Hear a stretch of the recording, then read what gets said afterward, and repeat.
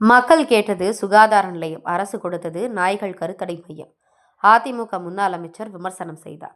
500 metre இடைவெளியில் கொண்டு வர வேண்டிய தெருநாய்கள் கருத்தடை மையத்தை 2 மீட்டர் இடைவெளி கூட இல்லாத இடத்தில் கொண்டு வந்துள்ளதாக அதிமுக முன்னாள் அமைச்சர் குற்றச்சாட்டை முன்வைத்தார். ஆவடி மக்கள் கேட்டது சுகாதார நிலையம் என்றும், அரசு கொண்டு வந்திருப்பது தெருநாய்கள் கருத்தடை மையம் என்றும் அதிமுக முன்னாள் அமைச்சர் அப்துல் ரஹீம் விமர்சித்தார். திருவள்ளூர் மாவட்டம் ஆவடி மாநகராட்சிக்கு உட்பட்ட 33வது வார்டு ரெட்டிபாளையம் பகுதியில் ஆவடி மாநகராட்சி சார்பில் நாய்களுக்கு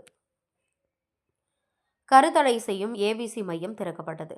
இந்த மையம் திறக்கப்பட்டால் தங்களுக்கும் தங்கள் குழந்தைகளுக்கும் நோய் தொற்று பரவும் அபாயம் இருப்பதாக பகுதி மக்கள் எதிர்ப்பு தெரிவித்தனர். அத்துடன் ஆவடி மாநகராட்சி மற்றும் கருத்தடை மையத்தை முற்றுகையிட்டு மக்கள் போராட்டத்திலும் ஈடுபட்டனர். இதனிடையே அப்பகுதி மக்களை சந்தித்து தெருநாய் கருத்தடை மையம் வேறு இடத்திற்கு மாற்ற அதிமுக சார்பில் இணைந்து முயற்சிப்பதாக உறுதியளித்த முன்னாள் அமைச்சர் அப்துல் ரஹீம் கூறுகையில், அதிமுக முன்னாள் அமைச்சர் அப்துல் ரஹீம் தெருநாய்கள் கருத்தடை மையம் திறக்கப்படுவதற்கு எதிர்ப்பு தெரிவித்த மக்களை மாநகராட்சி ஆணையர் கேவலமாக பேசி முடிந்ததை பாருங்கள் என்று தெரிவித்துள்ளதாக குற்றம் சாட்டினார். மக்களுக்கு நன்மை பயக்கும் திட்டங்களை கொண்டு வர வேண்டும் என்றும், மக்கள் எதிர்க்கும் திட்டங்களை கொண்டு வரக்கூடாது என்றும், அப்படி கொண்டு வந்தால் மக்கள் போராடுவார்கள் என்றும் தெரிவித்தார்.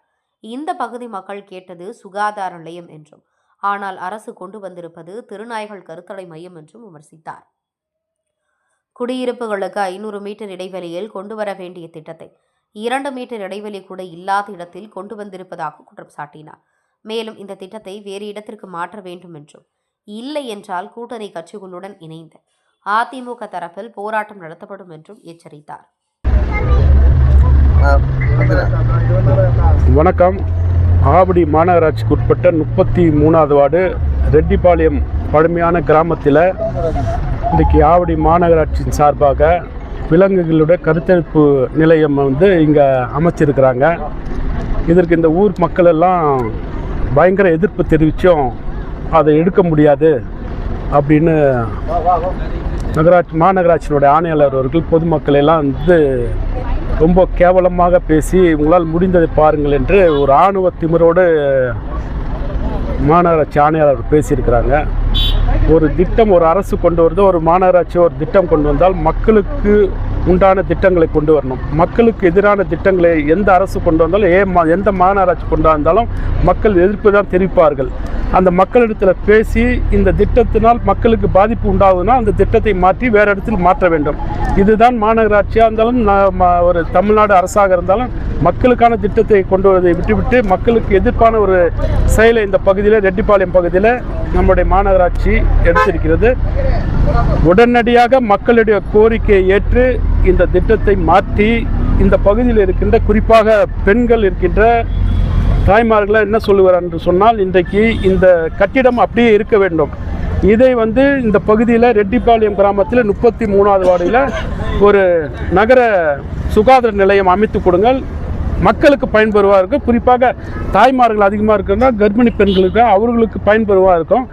அதை உடனடியாக இந்த மாநகராட்சியில் இருக்கிற நிர்வாகம் இதை உடனடியாக மாற்றி அவர்களுக்கு ஒரு நகர மையமாக மாற்றி தர வேண்டும். இங்கே இருக்கின்ற இந்த விலங்குகள் கருத்தரிப்பு நிலையத்தை மக்கள் எந்த இடத்திலும் இல்லாத இடத்துல அந்த கட்டிடத்தை கட்ட வேண்டும் என்பதை அன்போடு கேட்டுக்கொள்ளுங்க.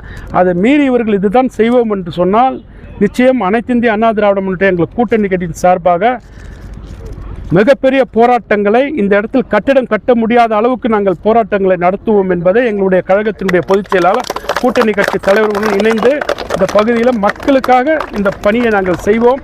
அதனால் உடனடியாக இந்த ஆட்சியாளர்களும் இங்கே இருக்கின்ற ஆணையாளர் நகர மாமன்ற உறுப்பினர்கள்லாம் மக்களுக்கு மதிப்பளித்து மக்களால் ஓட்டு வாங்கிவிட்டு இன்றைக்கு மக்களுக்காக எதிராக திரும்புகின்ற அரசாக இல்லாமல் இதை உடனடியாக நீங்கள் செய்ய வேண்டும், மாற்று இடம் கொடுத்து அவர்கள் இந்த பகுதியில் ஒரு நகர அமைப்பு அவருடைய அலுவலகமாக மாற்ற வேண்டும் என்பதை தாழ்மையோடு கேட்டுக்கொள்கின்றேன்.